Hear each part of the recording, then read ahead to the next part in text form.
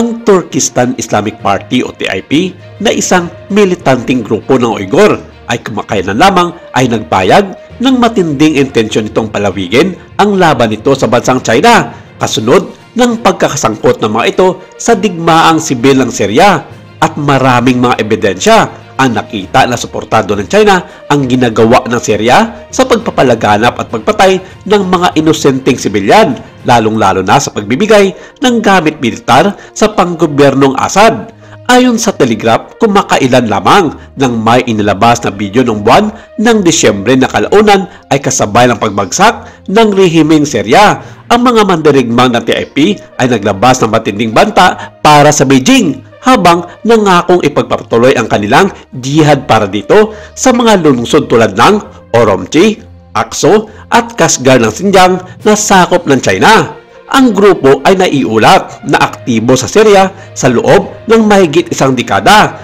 habang tumataka sa pang-aapi ng rehimeng Xi Jinping ng bansang China. Isa din ito sa kanilang pagsasanay kung paano nila palalakasin ang kanilang grupo na matagal na nilang pinaplano para labanan ang bansa ng api sa kanila ng matagal ng panahon. Talagang inilarawan ng TIP ang pakikibaka nito bilang bahagi ng isang mas malawak na jihad para sa kalayaan ng mga Muslim habang binibigyan din ang mga karangyaan laban sa pagtrato sa mga Uyghur sa China ng mga otoridad nito na kinabibilangan ng mga malawakang pagpapakulong sa mga ito, tinotorture, pagpatay sa libo-libong katao at paninira sa kanilang paniniwala at kultura bilang mga Muslim. Habang ang mga banta ng TIP laban sa China sa kalaunan ay nagpapahiwatig tungkol sa mga potensyal na mga pag-atake sa hinaharap at lalabanan nila ito ngipin sa ngipin at sa parehong oras ang mga eksperto ay nagtatanong sa aktwal ng mga kakayahan ng militar at pagkakaisa ng grupo na sa ngayon ay mahirap tansyahin kung kaya ba talaga nito harapin ang China bilang isang world superpower.